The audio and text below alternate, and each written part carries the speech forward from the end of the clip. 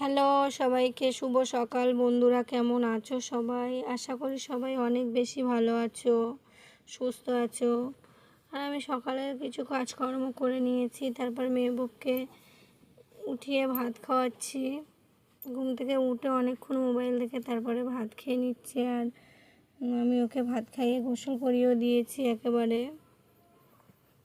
তো গোসল করিয়ে দিয়ে রান্না করবো ভাবছিলাম, তা এর মধ্যেই দেখি বৃষ্টি পড়ছে টিপটাপ করে। তো আমি এখানে মেহবুবকে রেডি করে বসিয়ে রেখেছি। তো টিপ টিপ করে বৃষ্টি পড়ছিল, ওই জন্য আমি বাইরের কাজ করতে পারিনি, সেই জন্য ঘরে মেহবুবকে গোসল করিয়ে দিয়েছি সকাল সকাল। তারপরে রান্নার জোগাড় করে নিয়েছি। তো এখানে মাংস নিয়েছি অল্প করে, আর সয়াবিন দিয়েছি, আর সয়াবিন দিয়ে আলু দিয়ে একসঙ্গে রান্না হবে। তো আমি সব কোটা বাছা করে ধুয়ে নিয়েছি। আর আজকে গ্যাস শেষ হয়ে গেছে, সেই জন্য চুলোতে রান্না করব। চুলোটাও জ্বালিয়ে নিয়েছি, ধরিয়ে দিয়েছি। এখানে রান্না চাপিয়ে দিয়েছি, পেঁয়াজ লাল হচ্ছে। আর চুলোয় রান্না করলে সব কিছু গুছিয়ে নিয়ে বসতে হয়, না হলে বারবার উঠতে আবার বসতে রান্না করতে অনেক অসুবিধা হয়। ওই জন্য আমি সব কিছু গুছিয়ে নিয়ে বসেছিলাম। তো আমি এখানে রান্না বসিয়েও এই রান্নাঘরের কাজগুলো করে নেবো। গ্যাসটা মুছে নেবো, রান্নাঘরটা ঝাড়ু দিয়ে নিয়ে একটু রান্নাঘরটা মুছেও নেব। আর মেহবুবকে পটিতে বসিয়ে রেখেছি সেই পটের বারান্দাতে। আর বৃষ্টি হয়েছিল, উঠোনটা পুরোই ভিজে গিয়েছে। আর আমি এখানে চুলোতে রান্না করছি, আর এই সাইডে গ্যাসটাও মুছে নিচ্ছি। একসঙ্গে আমার দুটো কাজ করে নিচ্ছি, তার কারণ আমার অনেক বেশি দেরি হয়ে গেছে। আজ সকালে একটু মাথা ঘুরছিলাম, একটু শুয়ে পড়েছিলাম, সেই জন্য কাজ করতে অনেকটাই দেরি হয়ে গেল। তো আমার রান্নাঘরটা মোছার পরে আমি রান্না হয়ে গেছে, তারপরে হাঁড়িটা একটু পরিষ্কার করে মেজে নিচ্ছি। চুলোতে রান্না করলে হাঁড়িতে কালি হয়, দেখতে কেমন লাগে, ওই জন্য পরিষ্কার করে একটু মেজে তারপরে একটা পানি দিয়ে কাপড় দিয়ে ভালো করে মুছে নিচ্ছি। তাহলে দেখতে আর অতটা খারাপ লাগে না। গ্যাসে রান্না করেছি কি চুলোয় রান্না করেছি সেটা আর বোঝা যায় না এরকম মেজে নিলে। তো গরম গরম এরকম মাজলে কালিটাও খুব তাড়াতাড়ি উঠে যায়, ভালো লাগে। আর ওইভাবে মেজে পরিষ্কার করে নিতেও ভালো লাগে। তো আমি এখানে রান্না করেছি সয়াবিন দিয়ে আলু। তখন রান্নার সময় দেখেছিলাম রান্নাটা কমপ্লিট হয়ে গেছে।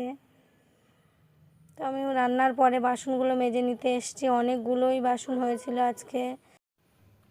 তো সকালবেলা যদি একটু ঢিলা দেওয়া হয় কাজ না করে, তো সেই কাজ করতে অনেক বেলা হয়ে যায়, কাজ গুছাতে গুছাতে অনেকটাই দেরি হয়ে যায়। তো আমার বাসন মাজা কমপ্লিট হয়ে গেছে। আর আমি এখানে মেহবুবকে উপরে শুয়ে দিয়েছি। একটু বৃষ্টি হয়েছে, ঠান্ডা ঠান্ডা লাগছে, ওই জন্য আজকে আর মেঝেতে রাখিনি। আর আমি ঘরটা মুছে নিচ্ছি এখানে। তো আমি ঘর মোছার পরে গোসল করে নেব, তারপরে আমি আর মেহবুব ভাত খেয়ে নেব। আর সৌদিয়া যেহেতু মামার বাড়িতে আছে, ওখানেই আমার মা ওকে সব কিছুই করিয়ে দেবে। আর আমি ফোন করে বলেছিলাম ওকে ঘুম পাড়িয়েও দিতে। তো এখন আমি গোসলটা সেরে নিচ্ছি। গোসল সেরে নিয়ে মেহবুবকেও রেডি করে রেখেছিলাম, ভাত খাবো দুজনে। আজকে খাটের উপরে মেহবুবকে ভাত খাইয়ে দেবো, তার কারণ আমি একটু ওকে নিচে নামাবো না আজকে, ওই জন্য ভাত নিয়ে চলে এসেছি। আর একটা পেপার বিছিয়ে নিয়েছি যেন ওর ভাত খাওয়াতে খাওয়াতে খাটে না পড়ে, সেজন্য। আর আমিও ওর সঙ্গে সঙ্গে দুজন একসঙ্গে ভাত খেয়ে নিয়েছি।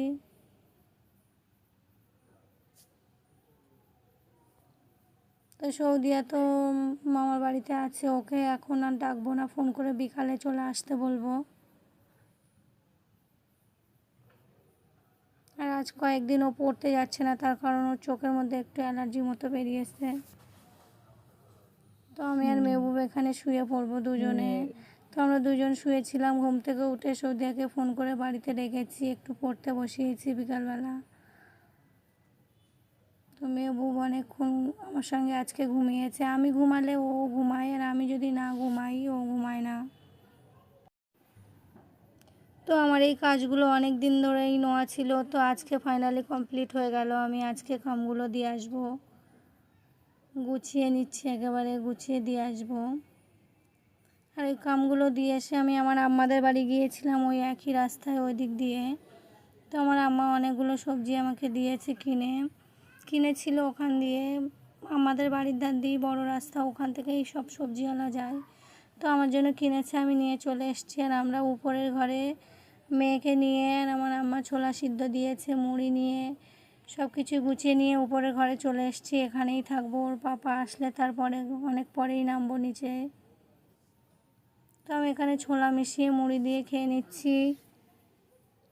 আর ছেলে মেয়ে তো বলছে খাবো না, একটু ছোলা খেয়ে দেখেছে সৌদিয়া ঝাল ঝাল মতো, তাই বলছে আম্মা আমি খাবো না, তুমি খেয়ে নাও।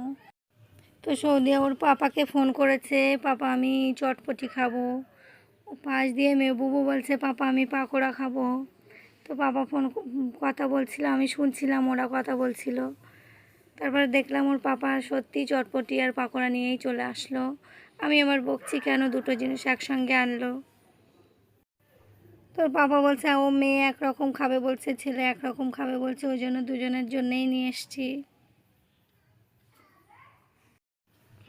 তো মেহবুব সৌদিয়াকে খাইয়ে এখানে সৌদিয়াকে একটু পরিয়ে নেব। তো আজকের ব্লগটি এখানেই শেষ করব। ব্লগটি ভালো লাগলে লাইক, কমেন্ট, শেয়ার এবং সাবস্ক্রাইব করো। আর যারা আমার চ্যানেলটিতে এখনও সাবস্ক্রাইব করেনি, একটা সাবস্ক্রাইব করে দিয়ে আমার পাশে থেকো। তো আমার আবার কালকে নতুন একটি ব্লগ নিয়ে তোমাদের সঙ্গে দেখা হচ্ছে। তোমরা সবাই আমার জন্য অনেক বেশি বেশি করে দোয়া করবে, যেন আমি বাচ্চাদের নিয়ে ভালোভাবে তোমাদের ব্লগ দিতে পারি। আমার বাচ্চাদের নিয়ে ভালোভাবে তোমাদের সঙ্গে প্রতিনিয়ত দেখা করতে পারি ব্লগের মাধ্যমে।